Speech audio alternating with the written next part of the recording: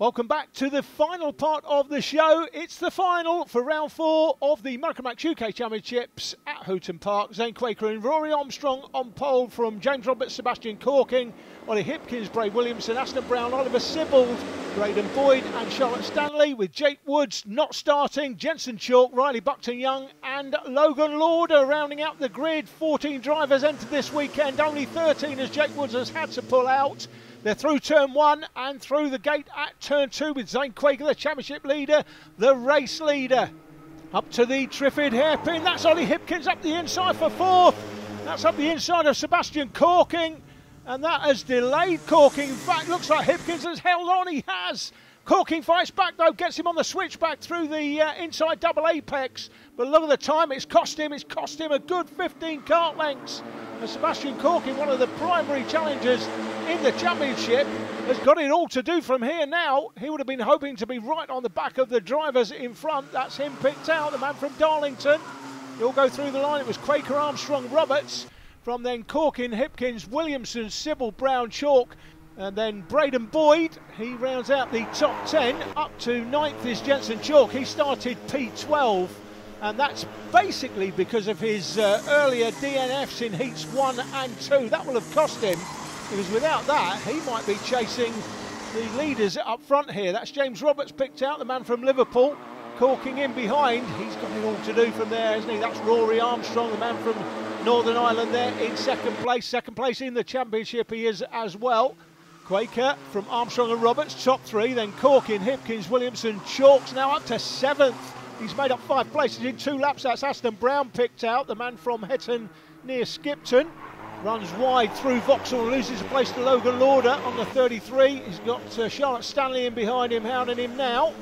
In and out of the Triffid hairpin. That was Aston Brown just going through the shot on the 57. So the race leader already getting away. That's Zane Quaker. The 13 kart there was Ollie Hipkins. That's Jensen Chalk picked out on the 18 kart. 5 places in 2 laps. He might finish this race thinking, what if I hadn't had those 2 DNFs earlier in the day? But he's got to take that positive moving forward. He gets a good result here.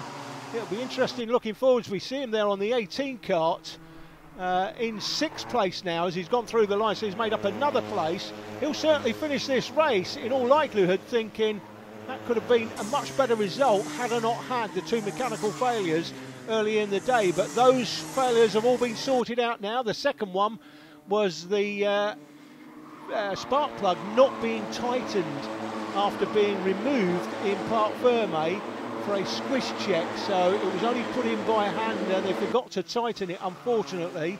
That cost him, and will have cost him even if he'd have finished that race, because he was leading that race, of course, don't forget.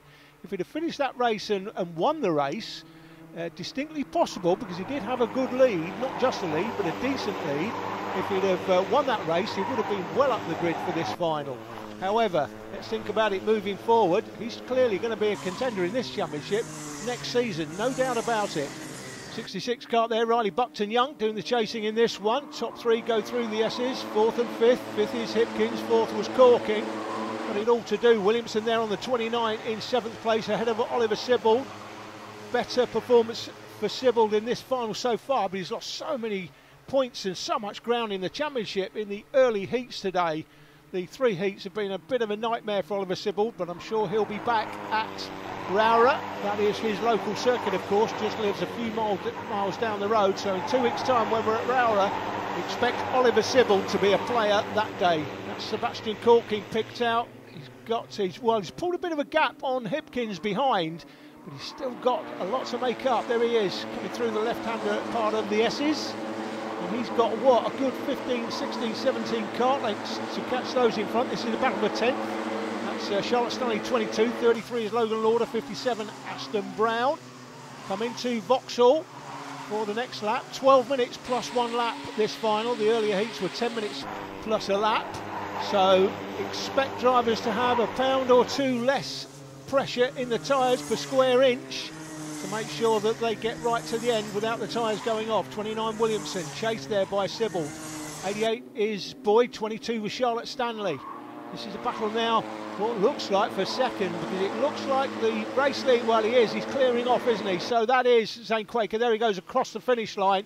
So Quaker Championship leader, he's trying to score as many points this weekend because he believes he will not be able to get to Rowrah in 2 weeks' time and will therefore score 0 points there and have to drop that score. That's Logan Lauder picked out as he goes past Charlotte Stanley through Vauxhall in turn 1. Championship leader then, what's he got? Well, how many kart lengths is that? 35? That is a race-winning advantage already, even at this stage. And Corking with still something to do. Boyd, Lauder, Brown in front of Stanley now. So Aston Brown has made a place on Charlotte Stanley. Charlotte struggling. Doesn't look like she's happy with the kart today. That's Logan Lauder picked out in the battle for 10th place, which he holds currently. Through the Stanlow bend at the top of the circuit. Here comes Civil down the inside of Williamson, and he's made that work. Williamson runs into the back of him, but only a slight nudge, no damage done. There won't be any drop down nose cone with that sort of damage, but up the inside Williamson fights back and takes the spot back. Great driving from Bray Williamson. We've mentioned before that he's got experience in Micromax out in Oman, but he will not have experienced the sort of quality of drivers that we've got here this weekend. So here we go, through the line again. That is Bray Williamson picked out on the 29, first appearance in the championships, as we've said, running P7. Chalk's gone through the line already. Here comes that battle. That's Williamson, Sibbald. 88 is Boyd, and then 33 Lauder, 57 Brown, and already Charlotte Stanley. That is the battle for 10th, in fact, between Logan Lauder and Aston Brown, and Charlotte Stanley dropping off the back of them. So Charlotte clearly got a problem. Youngest driver in the field, I think, is Riley Buckton-Young at the back of the field, as you might expect, as somebody with the least amount of experience.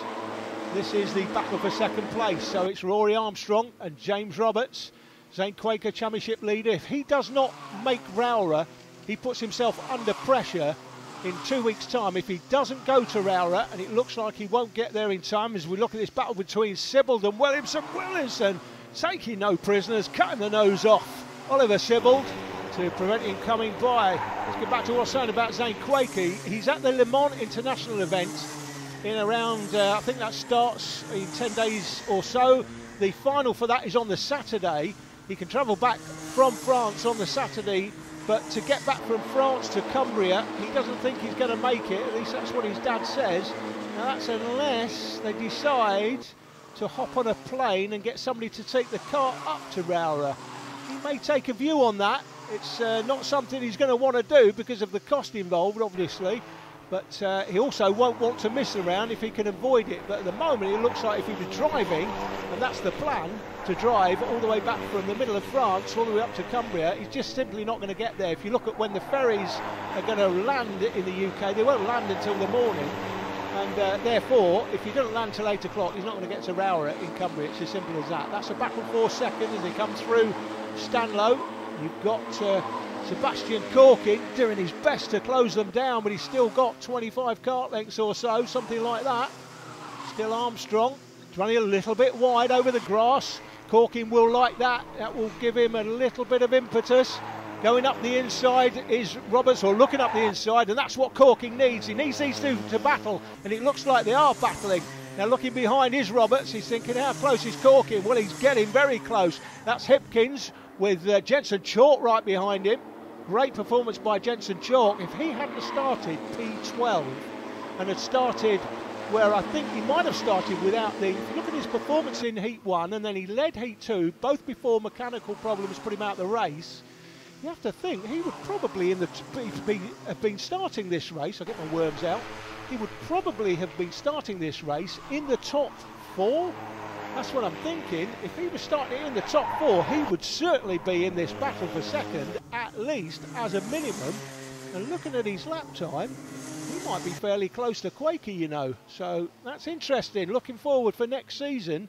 Jensen Chalk, one of the championship favourites already, based on his third heat result and the final. Up the inside for second is James Roberts. He's side by side with Armstrong. He's got the inside line now. He's going to hold on to that through Vauxhall. They're side by side. Armstrong has to give best. And look at that.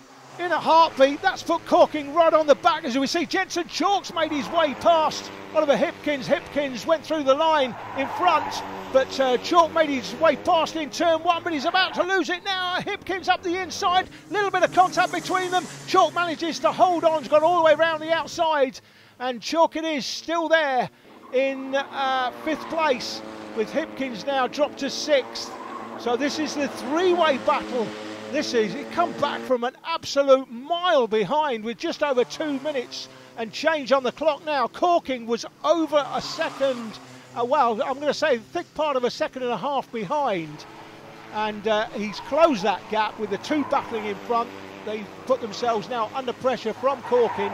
Can Corking rescue some championship points here? If Zane Quaker doesn't make Rowra, he will want to score as many points in this final as he can. Here's that battle between Williamson and Sybil. That one's raging as well.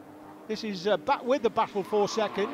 It's pretty much as you were, Roberts, Armstrong and Corking, but for how long? That may change. It may change, in fact, coming down the straight as they come across the finish line.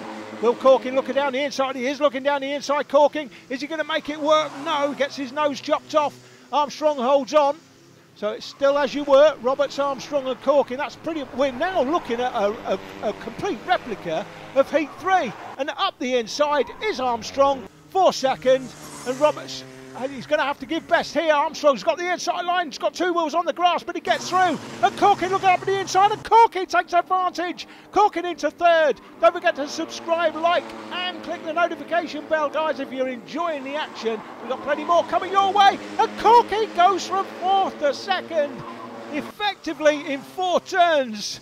So great action. Corking into turn 1. Armstrong takes the lead. Corking gets him on a switchback, and Roberts does the pair.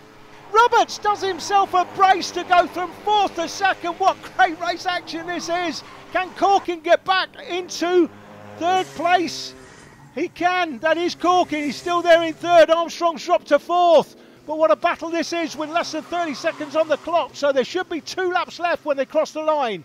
So it's Roberts, still second, but going up the inside is Armstrong. And just like that, Corking back to where he was in 4th. It's where we were pretty much a lap and a half ago. The interesting thing is that the lap times between the leaders, there's not much between Quaker and other drivers. The second fastest man on the track is Corking, with Jensen Chalk, the 3rd fastest. They come towards us now up the inside. It's Armstrong going for second. He's got second. Going with him is Corking. Has he got that done? He's on the outside, and it looks like Roberts is going to hold on. So Armstrong's now through to second. James Roberts down to 3rd. And Corking still there in 4th place. That's got to be frustrating. He's come from a mile behind, managed to get 3rd, then get 2nd, but then he's dropped back to 3rd and back to 4th, and he's still in 4th as we go into the last lap, even though he's the 2nd fastest man on the track. Fastest is Quaker, but not by much, it has to be said. And all this battling is just allowing Quaker, there he is, the race leader, just to pull away by an absolute mile. Who's going to come second though? Armstrong in 2nd place, is 2nd in the championship, so he's trying to mitigate any points that he might lose to Quaker here by finishing 2nd. As they come through the double apex in the middle of the circuit for the final time.